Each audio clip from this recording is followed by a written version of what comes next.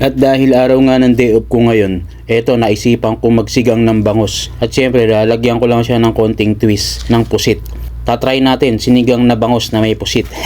Kayo ba mga tropa, nasubukan nyo na ba to? Comment mo naman dyan sa may baba ng ating vlog. Ako nang bahala sa'yo. Testingin lang natin kung anong lasa.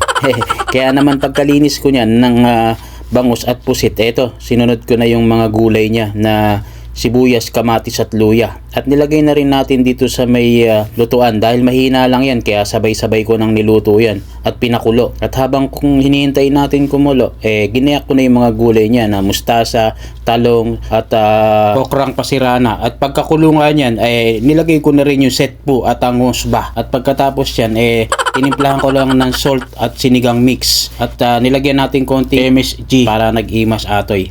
At pagkakulungan niyan, nilagay na rin natin yung ating mustasa. At pagluto niyan, mga ilang minuto at ilang segundo, lalamon na tayo. Siyempre, bago tayo kumain, magpasalamat muna tayo sa may puong may kapal. At eto na, at umpisahan na natin mag food trip at kumain. Kayo ba mga kabayan, anong trip nyo pagka day off nyo? Ako, pagkatapos kong kumain, diretso na ako sa may basketballan. Sige, comment nyo naman po dyan sa may baba. Love you all. Mama, chup chup.